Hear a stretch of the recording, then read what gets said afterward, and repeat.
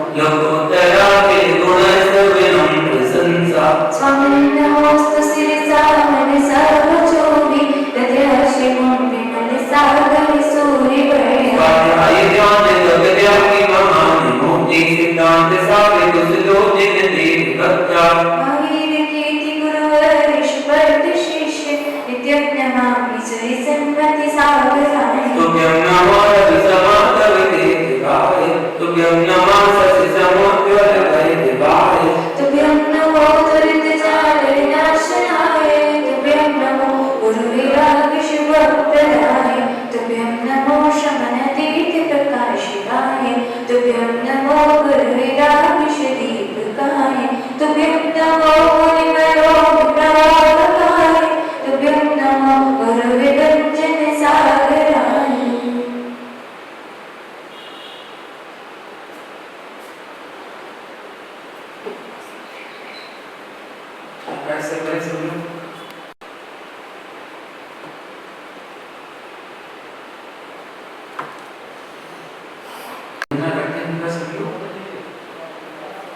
गुरुदेव हमको है तेरा सहारा, गुरुदेव हमको है तेरा सहारा, गुरुदेव हमको है तेरा सहारा, गुरुदेव हमको है तेरा सहारा। तुम बिन जग में न कोई हमारा,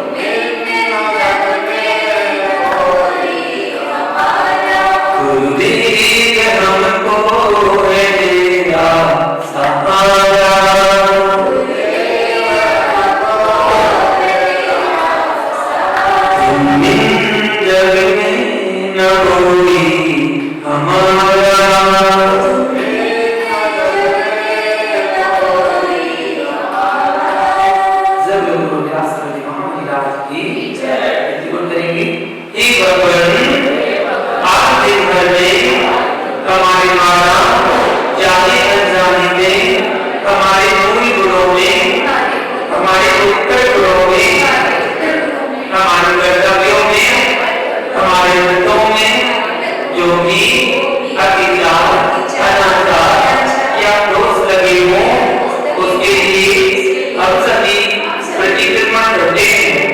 हमारे द्वारा आज दिन भर में जो भी एक इंद्री, दो इंद्री, तीन इंद्री, चार इंद्री, पंच इंद्री जीवों की मन वचन काया से प्रतिकार्य मुद्रा से विराजमा हुई हो, तो उसके लिए हम सभी क्षमा मांगते हैं। हमारे द्वारा आज दिन भर में जो भी क्रोध किया गया हो, मान किया हो, मायाग्राही की हो, लोभ किया हो, हिंसा की हो, झूठ बोला हो, चोरी की हो, कुछ किया हो, परिचय जोड़ा हो, सब व्यसन किए हो, देव शास्त्र गुरु की निंदा आलोचना की हो, किसी मुनिराज की निंदा में कोई सहयोग किया हो, मेरे द्वारा जिस धर्म की अप्रभावना हुई हो, उसके लिए हम सभी मन वचन काया से क्षमा मांगते हैं।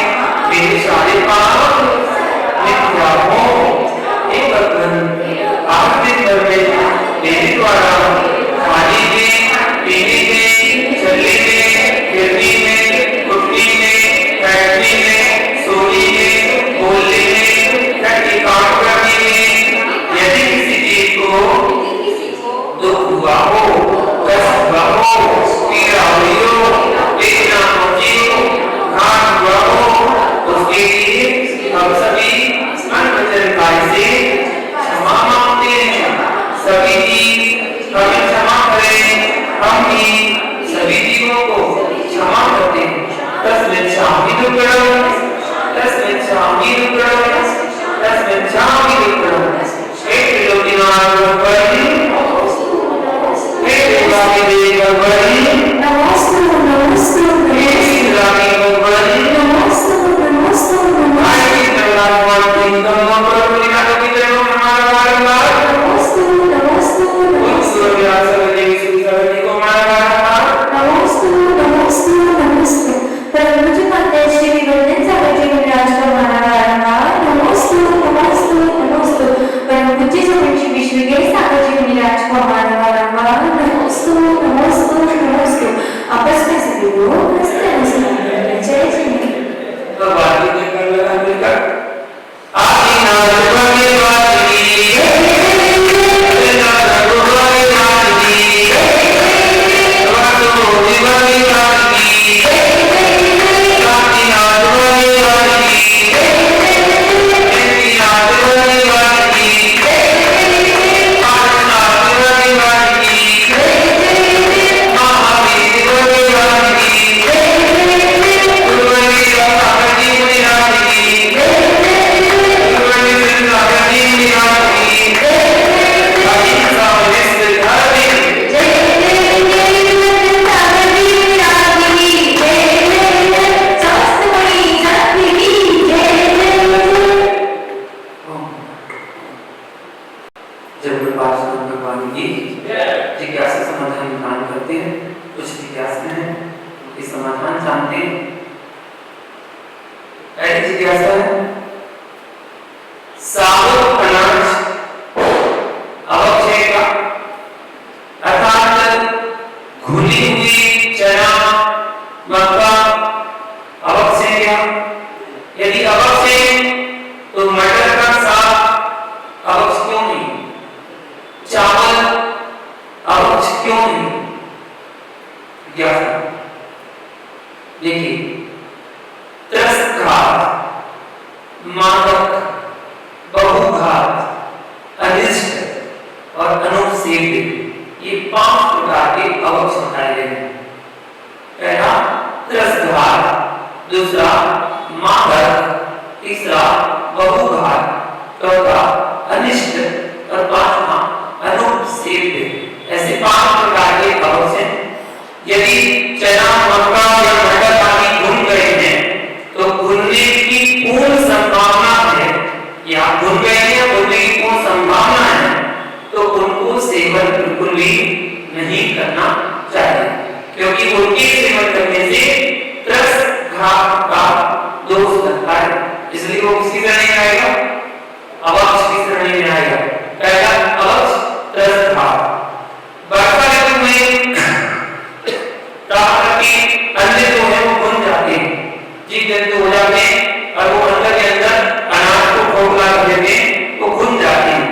उसके अंदर जीवोत्पत्ति हो जाती है, जीवों की उत्पत्ति, छोटे छोटे पौधे वाले जीव उत्पन्न हो जाते हैं, जो 4 इंद्रिय जीव होते हैं, ऐसे जीव उत्पन्न हो जाते हैं। अतः वर्षा काल में सावक अन्न का भक्षण नहीं करना चाहिए। उसके 2 पीस हो तो आप उसको दे सकते हैं। जैसे अनाज पर वर्षा काल बीत गया है, वह अनाज की सावक नहीं खाना चाहिए, उसको तोड़कर दरकर उसमें 2 पीस करने पर तो 2 पीस करके उसको ले सकते हैं, साबुत नहीं खाना चाहिए। वरना वो हो सकता है उसमें जीव उत्पत्ति हो गई हो और आपके खाने के द्वारा जीव राशि उसमें मिली हो तो आपके खाने में दर्द हो जाएगा, तो आप उसकी श्रेणी में आएगा। जिज्ञासा, क्या एक व्रत में 2 व्रत कर सकते हैं? एक व्रत में 2 व्रत कर सकते हैं, जैसे भक्तांबर का चतुर्दशी का व्रत और अष्टमी चतुर्दशी पकड़ रखी है तो चतुर्दशी का व्रत, तो उसमें भी गिन लो और इसमें भी गिन लो। ऐसा हो सकता है? नहीं, एक व्रत में 2 व्रत नहीं कर सकते। यदि उस दिन पढ़ता ही है, उस दिन ही पढ़ना है तो करने में बुराई नहीं है। जैसे नमो कार्बंध का व्रत अष्टमी को है, ठीक है, और रविवार पड़ गया तो उसी में गर्भित हो सकता है, लेकिन नमोकार मंत्र व्रत में भक्तांबर या कर्म में आदि इनको नहीं माना जाएगा। ये जो आपने 2 व्रत अलग से पकड़ रखे तो उसको भी गिन लो और उसको भी गिन लो, ऐसा नहीं होता। जैसे मोक्ष नहीं है, आपने मोक्ष ले रखी है 7 साल की, वो व्रत तो कर रहे हैं और नमोकार की व्रत भी कर रहे हैं, तो बोले सप्तमी का उपवास नमोकार कर लो और मोक्ष नहीं का मोक्ष ले लो, ऐसा नहीं है। जैसे आप तीर्थंकर के कल्याण के व्रत लेते हैं तो तीर्थंकर कल्याण व्रत में 24 तीर्थंकर के 120 कल्याण हुए, 5 कल्याण सबके हुए, 5 कल्याण 19 तीर्थंकरों के तो जन्म और तप एक साथ, 19 तीर्थंकर एक साथ है, तो क्या वो 2 के लिए नहीं, उनकी कॉपी अलग आई है। अभी जन्म का करो एक बार और एक बार तब का करो, कैसे करना और उसकी जाप भी अलग अलग करते जाते हैं। तो इस प्रकार करना चाहिए, एक व्रत में 2 व्रत को नहीं गिनना चाहिए। अष्टमी को इसी का भक्तांबर का व्रत है और 25 व्रत चल रहा है, वह 25 व्रत में 10 उपवास करता है, तो भक्तांबर उसी में गर्भित हो सकता है या नहीं? भारत मास में अनेक व्रतों का समन्वय होता है, उस समय 16 का व्रत, पुष्पांजलि व्रत, दशलक्षण व्रत, नत्र आदि विशेष व्रत होते हैं, उसमें भक्तांबर भी सम्मिलित हो सकता है, लेकिन जाप, अनुष्ठान, पूजन व्रत संबंधी ही करना अनिवार्य बताया गया है। ये जाप संबंधी जो है उस व्रत की आप अवश्य करना चाहिए। अगर आपने 10 लक्ष्मी पकड़ रखी है कि 10 साल की 10 लक्ष्मी करना है तो फिर वो मिस हो जाएगा। नॉर्मली 10 दिन की बात नहीं, आपने हो गया आपकी ऐसे 10 बात करते हैं तो बात करेंगे, लेकिन आप 10 लक्ष्मी पकड़ रखी है, व्रत ले रखा है 10 दिन का, तो फिर उसमें मिस हो जाएगा। इसलिए उत्तम तो यही है एक बार में एक ही व्रत करना चाहिए, मन की तसल्ली जिससे हो। अब जो रास्ता निकालते कहीं भी से रास्ता निकाल देते, ऐसा नहीं ऐसा, ऐसा नहीं ऐसा, बोले ऐसा हो जाता कहीं लिखा नहीं है, ये अपने द्वारा निकाले रास्ते निकालते हैं। तो उत्तर तो हमारी चिंतन में तो यही है कि आप हर व्रत अपना अलग अलग करें जो आपकी कॉपी में पूरा बंद हो। जिनसे नाचार की 3 वर्ष तक की क्या प्रतिक्रिया थी? जिनसे नाचार 3 वर्ष की उनकी क्या प्रतिक्रिया थी? जिज्ञासा है। प्रतिदिन एक व्यक्ति को जैन बनाऊंगा तब आहार करूंगा, ये प्रतिज्ञा है। प्रतिदिन कम से कम एक व्यक्ति को जैन बनाऊंगा, उसके बाद आहार के होऊंगा, जिस दिन कोई जैन नहीं बनेगा तो उसे आहार नहीं करूंगा, ऐसी प्रतिज्ञा थी जैन सेना से। ऐसी बर्णी जी का क्या नियम था? तो वो क्या दिलवाते थे पंडित जी का नियम, क्या नियम दिलवाते थे पंडित जी? तो सबसे पहले परिग्रह का परिमाण का नियम दिलाते थे। परिग्रह परिमाण, अपने परिग्रह का परिमाण कर लीजिए कितना आप परिग्रह करते हैं, उसके बाद वो भोजन आहार आदि करते थे। भगवान की 1008 नाम के साधन पर भी जाते हैं। भगवान के 1008 नाम भगवान के 1008 गुणों के आधार पर रखे जाते हैं, इसलिए भगवान के नाम में 1008 शब्द का प्रयोग किया जाता है। तीर्थंकर के नाम के आगे 1008 को लगाते हैं क्योंकि तीर्थंकर 1008 गुणों से युक्त होते हैं, 1008 नामों से युक्त होते हैं, 1008 गुणों से युक्त होते हैं, 1008 लक्षणों से युक्त होते हैं, इसलिए उनके नाम 1008 लगाते हैं। क्या सभी अनंतों के 46 मूल गुण होते हैं? सभी अनंतों के?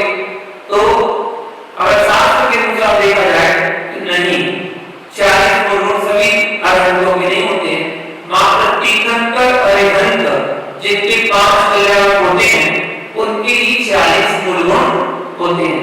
10 जन्म के, 10 केवल ज्ञान के, 14 वेद, 8 प्राचीन और 4 अनंत चतुष्टय, ऐसे कुल मिला के 40 मूल गुण होते हैं।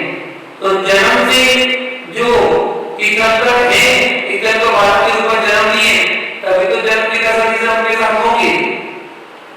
जो बाद में अरिहंत बने, गृहस्थ जीवन जिया, मुनि बने, मुनि बनने के बाद साधना की और कर्मों की निष्ठा करके मोक्ष चले गए, तो क्या उनके 40 गुण कैसे होंगे? जन्म के 10 आने से कैसे होंगे? क्योंकि वो ही सकते, जैसे कि पांडव युधिष्ठिर 3 अर्जुन 3 पांडव ऐसे हुए जो मोक्षगामी जीव हुए, तो उनके जन्म के साथ हुए लेकिन अरिहंत तो बने हो, तो फिर उनके कैसे माने जाएंगे? अर्थात उनके नहीं माने जाएंगे। जैसे आपने बताया कि हम तीर्थंकर जी के नाम के आगे 1008 लगाते हैं, तो ऐसे हम मुनि श्री, आचार्य श्री, उपाध्याय श्री के नाम के आगे 108 क्यों लगाते हैं? मुनिराज के नाम के आगे 108 क्यों लगाते हैं, विजय का प्रश्न है। क्योंकि मुनिराज के 108 उत्तर गुण माने गए हैं। ऐसा आगम का उल्लेख नहीं है, ये विद्वानों के द्वारा उल्लेख माना गया है, क्योंकि उत्तर गुण 84 लाख होते हैं। मुनिराज के मूल गुण 28 होते हैं और उत्तर गुण 84 लाख होते हैं। वर्तमान में 108 गुण बता दिए गए, 108 गुण हैं, इसलिए उनके नाम में 108 लगाते हैं। पाप आने के 108 द्वार हैं, मुनिराज ने उन द्वारों को बंद कर दिया है, इसलिए उनके नाम में 108 शब्द का प्रयोग किया जाता है, ऐसा कहते हैं। 108 प्रकार के पाप कैसे द्वार हैं उनके? तो मन, वचन, काय, क्रय, काय, अनुमोदना, 3 का गुणा 3 में करो तो 3 का 9, इन 9 का गुणा करो। समारंभ समारंभ आरंभ, सबसे पहले 3 समारंभ समारंभ आरंभ, मन वचन काय, क्रय काय अनुमोदना और क्रोध मान माया लोभ, इस प्रकार चारों का गुणा करें 3 गुणे 3 गुणे 3 गुणे 4 बराबर 108 हो जाएगा। 108 के द्वार लगाते हैं पाप आने के, तो मुनिराज ने द्वारों को बंद कर दिया, इसलिए उनके नाम 108 लगा के एक तो ये हो गया। और दूसरा विद्वानों ने 108 गुण जोड़ दिए, 108 कौन से जोड़ दिए? तो ऐसे मिला जुला के, ऐसे वो उल्लेख आपको नहीं है, मिला जुला के 5 महावरे जोड़ दिए, 5 समिति जोड़ दिए, 5 इंद्रिय गुण जोड़ दिए, 7 आवासन जोड़ दिए, 7 विषय गुण जोड़ दिए, 10 दर्श जोड़ दिए, 12 अनुप्रेक्षा जोड़ दी, 22 परिचय जोड़ दिए, ऐसे जोड़ तो मुझे मिला के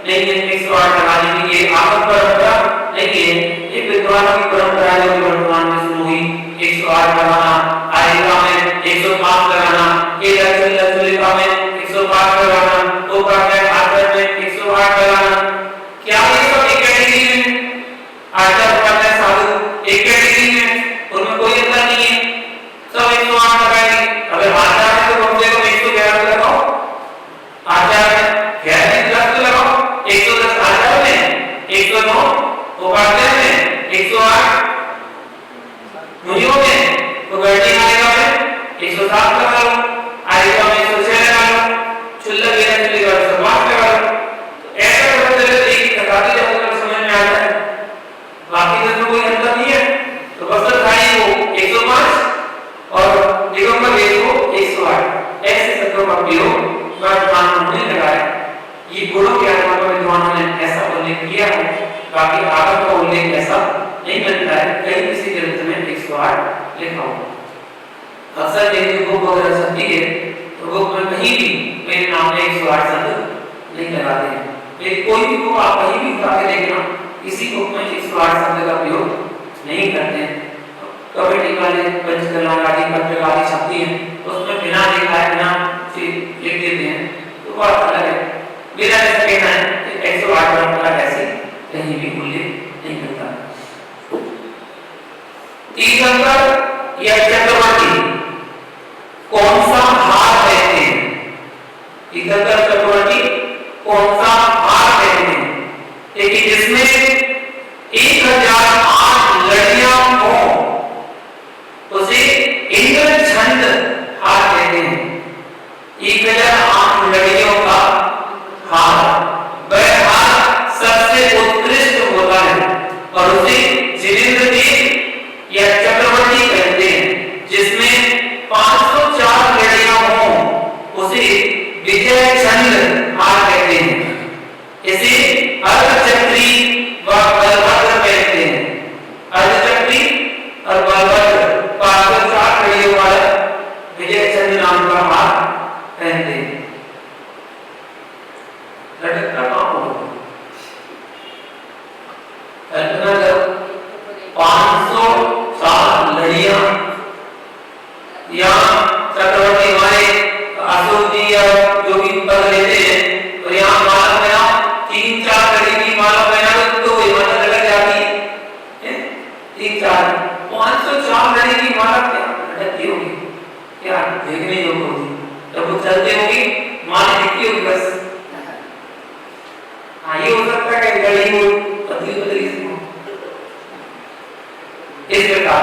मुनिराज के नाम के पीछे एक चीज और विशेष ध्यान से सुनिए। मुनिराज के नाम के पीछे पास में सागर शब्द है।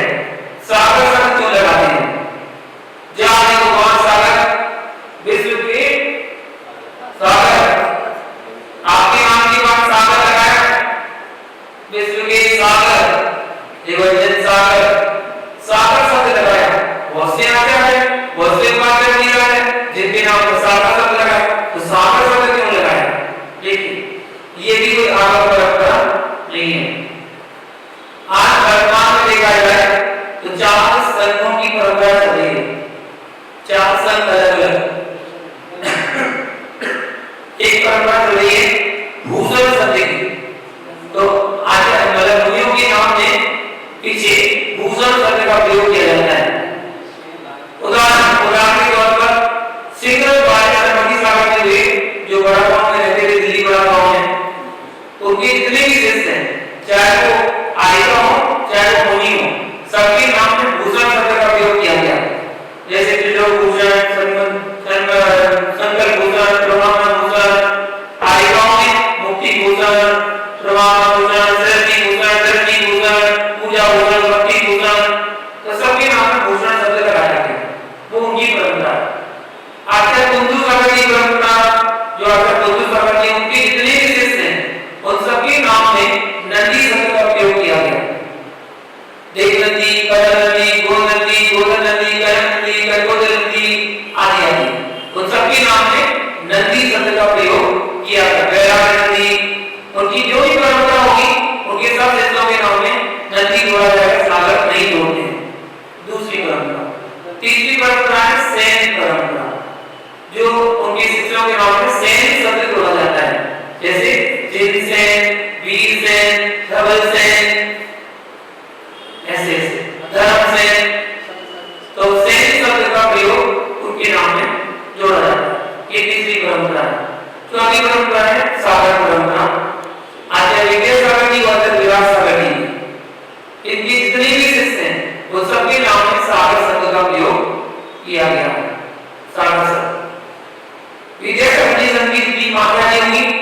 उनके नाम में मती शब्द का प्रयोग किया गया, मती। और विलासा के समय जितनी परंपरा हुई उनके नाम में श्री शब्द का प्रयोग किया गया, जैसे विशाश्री, देवाश्री, वेदश्री, विज्ञाश्री, विदुषीश्री, तो श्री शब्द जोड़ा गया। और विद्यासागर में मती शब्द, जैसे गुरुमती, विज्ञानमती और धर्ममती, आदर्शमती, तो मती शब्द जोड़ा गया। ये परंपरा में, इन परंपराओं में इन नामों का प्रयोग किया गया। फिर भी सागर शब्द क्यों लगाया, तो उसका विशेष एक दृष्टांत दिया गया। सागर क्यों लगाया, तो जिस प्रकार सागर गहरा होता है ऐसे ही गहरा होने के साथ साथ छोटी बड़ी नदियों को, नालों को, नहरों को, पानियों को, जहां भी पानी आता है सबको पानियों को अपने में समाहित कर लेता है। तुम भी आओ सबको अपने अंदर समाहित कर लेता है। उसी प्रकार मुनिराज भी सागर की तरह गंभीर एवं विशाल उदाहरण होता है, जिससे मुनिराज सभी छोटे बड़ों के प्रति वात्सल्य भाव रखते हैं और जितने भी शिष्य आते हैं अपने मन की बात उनको बताते हैं, या कोई उससे गलती हो गई तो प्रायश्चित देते हैं, तो प्रायश्चित उनकी बात को सुनकर अपने अंदर समाहित करते जाते हैं। ऐसा नहीं कि उसकी बात उसको उठाएंगे, उसकी बात उसको उठाएंगे, ऐसा नहीं करते हैं। सागर की तरह गहराई होती है, इसलिए उनके नाम में सागर शब्द का प्रयोग किया जाता है। और जैसे सागर के अंदर अनमोल रतन निकलते हैं, वैसे ही मुनिराज के अंदर अनमोल रतन समय दर्शन, समय ज्ञान, समय चारित्र होता है। तो सागर जैसी उपमा को लिए हुए मुनिराज हैं, तो ऐसे मुनिराज के नाम में सागर शब्द का प्रयोग करते हैं। एक जिज्ञासा, श्री वत्स का चिन्ह, भगवान की प्रतिमा जो होती है हृदय के मध्य में वक्षस्थल पर एक चिन्ह होता है जो 4 कोणों से बना हुआ होता है, इसका नाम श्री वत्स कहलाता है। तो श्री वत्स का चिन्ह को लोग श्वेतांबर का चिन्ह कहते हैं। और प्राचीन मूर्ति के चिन्हों को निकलवाते हैं, तो क्या सही है या गलत है? देखिए तीर्थंकर के 1800 लक्षण होते हैं, उसमें एक श्री वत्स का भी चिन्ह होता है 1800 लक्षणों में। वह कोई श्वेतांबर का चिन्ह नहीं है, जो लोग श्वेतांबर का चिन्ह कहकर के उसको अलग करवाते हैं, निकलवाते हैं, ये गलत है। ऐसा करने वालों को निरंतर और निकासित धर्म का बंध बनता है, क्योंकि वो देव का अवमान करते हैं। देव साक्षात गुरु का कोई अवमान नहीं करना चाहिए, देव का अवमान कर रहे हैं, ऐसा नहीं है। अर्थात वो चिन्ह श्री वत्स चिन्ह भगवान के 16 लक्षणों के अंतर्गत आता है और वह अनंत चतुष्टय का प्रतीक माना जाता है। तो 4 कोण जो बनाते हैं वह ज्ञान, दर्शन, सुगंध भी उसका प्रतीक मानते हैं कि अनंत अवस्था में हम उनकी आराधना पूजा करते हैं। इस आगे किसी कैसा आज में आज के इतना ही कृष्ण मंच प्रारंभ करते हैं। आज के प्रथम 6 प्रश्न, एक के नाम है की तरफ से, बाकी 5 नाम दूसरी तरफ से होंगे, तो 6 नाम नहीं भूल गए। अभी तक चातुर्मास खत्म हो गया, मैं सबके नाम ही जान पाया, सबके नाम जान और तो कोई जान गया, लेकिन कई लोग भी नहीं जान पाए। रोज आने वालों के नाम नहीं पता, वो बैठी तो है, मुझे नाम याद नहीं था। जब फिर रोज आती, रोज आहार में आती झलका हमारे लोग क्या बोलते हैं, ले आने वाली, वही बोल दीजिए। हाँ, ले आने वाली, लेकिन आती जरूर है, साल का भरका निपटा के आते जरूर आएंगे। लास्ट में जब या तो पानी चल रहा होगा, या चावल चल रहा होगा, या पीना चल रहा होगा, कुछ चल रहा होगा, तो उस समय आएंगे, लेकिन आएंगे जरूर, वो लेट आने वाली है। लेकिन भावना अच्छी है कि प्रतिदिन आहार देने का अवसर तो मिलता है। कभी किसी दिन छूट जाए तो मन बेचैन रहता है कि कुछ चीज छूट गई। उस दिन आए भी जिस दिन पुरुषों का चौका था, उस दिन आई, मैंने बोला कि हम आ जाए, हमने कहा नो एंट्री, लेडीज की नो एंट्री,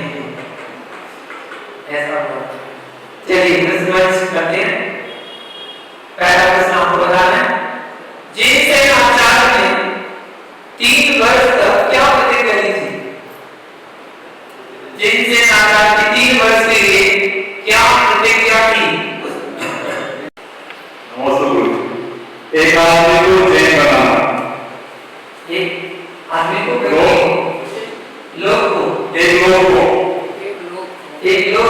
एक व्यक्ति को जैन बनाना, एक व्यक्ति को जैन बनाऊंगा तो रोज एक जैन बनाऊंगा तो पकड़ो के आना और जितने नहीं बना पाए तो बॉस क्या प्रतिक्रिया देंगे, ऐसी प्रतिक्रिया अगर हुई है तो बता दी कितनी उपास करना पड़ेगी। क्वेश्चन आपको बताना है, तीर्थंकर के नाम में 1008 का प्रयोग किया जाता है, कोई 3 कारण बताइए क्यों किया जाता है।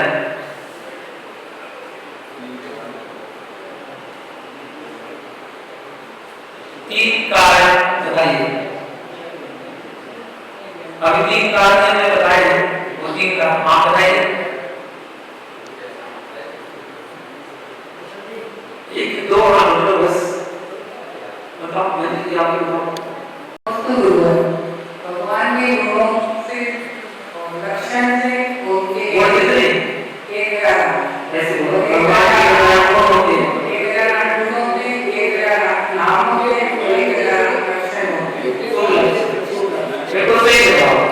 भगवान की अनंत गुणों की भंडार है, फिर भी 1008 गुण बताए गए, इस अपेक्षा से 1008 गुण बताए गए हैं। बताइए तीर्थंकर और चक्रवर्ती कौन सा हार पहनते हैं? तीर्थंकर और चक्रवर्ती कौन सा हार पहनते हैं? अच्छा ये सब नोट्स बना लेते हैं अपने मोबाइल में देख के, नोट्स बना के पहले देखेंगे आंसर क्या है, फिर तुरंत आंसर आएंगे। यहाँ तो होता नहीं, कोई पहले नोट्स बनाना, नोट्स बनाते हैं क्या बात है। हाँ बताइए कैसे गलत जवाब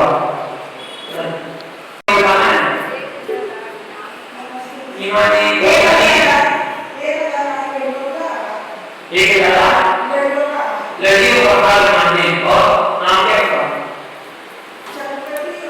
नहीं उसका नाम बताइए, बहुत देखिए ना याद करके बताना। हाथ का नाम क्या है? कौन सा हाथ लेते हैं? नहीं पता तो ये बताइए। हाँ बोलो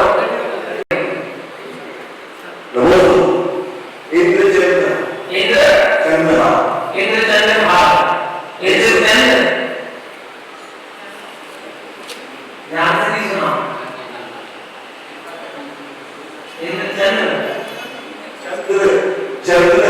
चंद्र नाम से भाव। हाँ कौन बताएगा?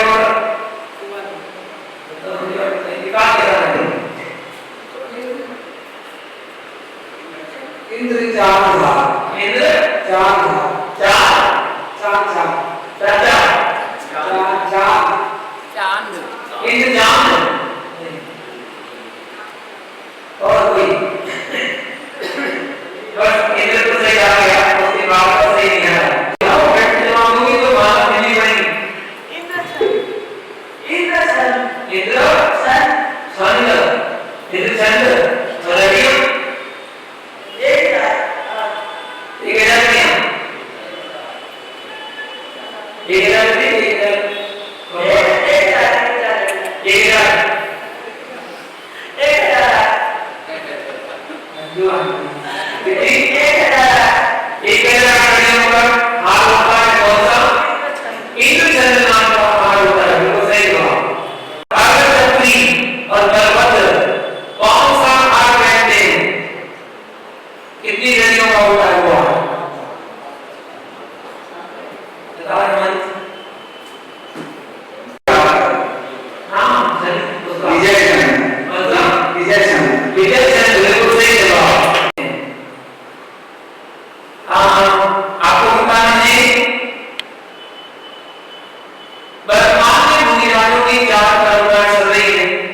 जिनके नाम में जो शब्द प्रयोग होता है वो कौन सा शब्द प्रयोग होता है?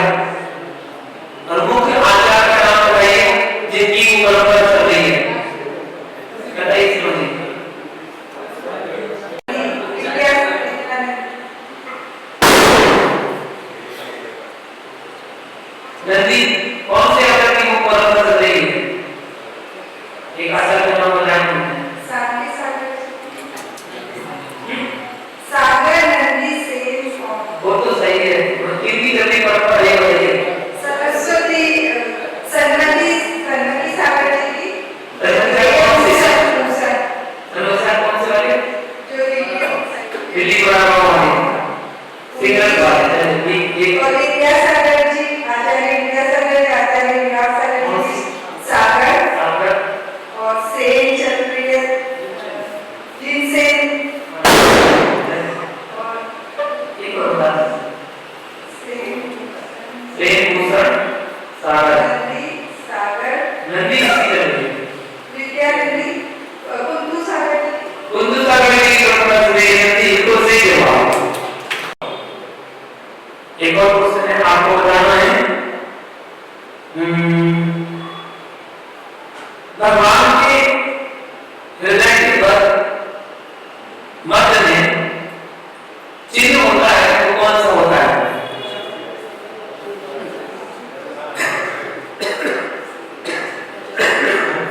और वो किसमें आता है? बताओ बताइए, क्या पूछा है आपका? नमस्ते बोले किसका? श्रीवत्स का चिन्ह होता है। इसमें आता है वो? नहीं, इधर तो आता है वो, किसमें आता है? भगवान की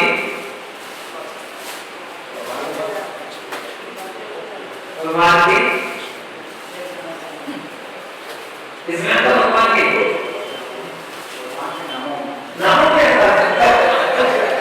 और कुछ भगवान के एक हजार नाम क्या है? थोड़ा सा देर करो बस। 1008 गुणों में बिल्कुल सही जवाब। भगवान के 1008 गुणों में आता है श्रीवत्स का चिन्ह और मध्य का चिन्ह।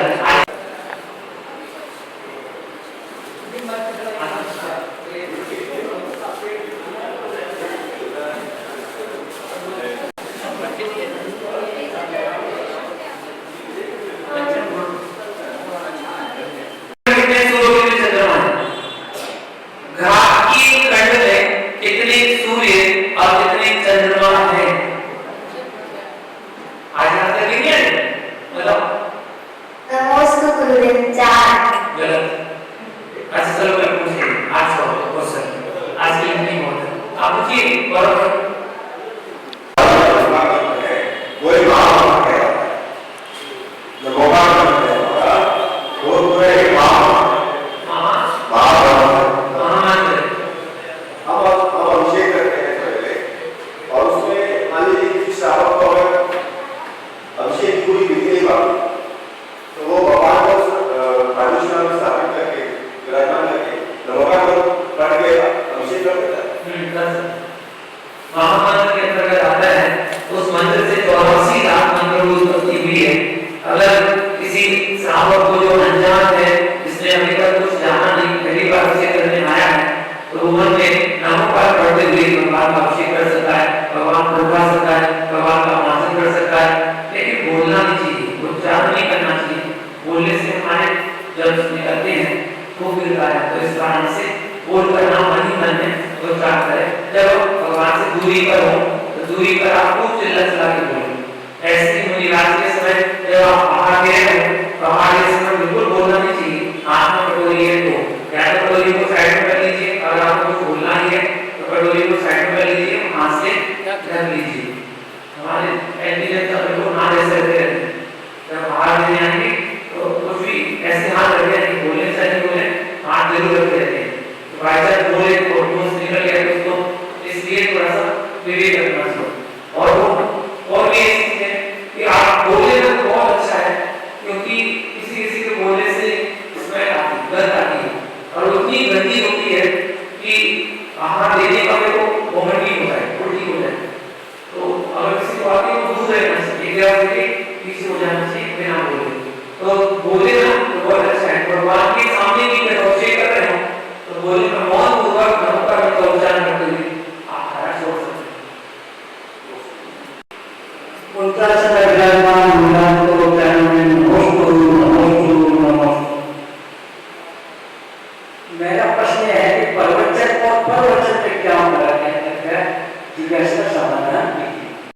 वो कहलाता प्रवचन, और प्रवचन को कहलाते हैं जो दूसरों के लिए दिए जाते हैं, अपने लिए नहीं होते वो प्रवचन, जो अपने जीवन में नहीं उतारे जाते हैं, दूसरों को पर वचन, जो पर के लिए दिया जाए वो पर वचन होता है। और प्रवचन श्री भगवान की वाणी है, उपदेश है, जो जीवन में उतारा जाए तो जीवन ही कल्याणमय हो जाए, ऐसा होता है प्रवचन। साधु देता है प्रवचन। मोबाइल में जो आते हैं वो प्रवचन अनंत तीर्थंकर प्रकृति का बंद किया है, जिनका पंचकल्याण या 3 या 4 या 5 कल्याण होते हैं उन्हीं को अनंत कहते हैं। बाकी सभी जो सिद्ध भगवान बने हैं उनको सामान्य देव भी कहते हैं। अनंत वही माने जाए। आप बता रहे कि पूछ रहे हैं, बाकी सामान्य देव भी होंगे तो आप बोलते हैं आप बता रहे कि पूछ रहे हैं, तो इससे पूछो ना, क्वेश्चन क्या पूछ रहा है?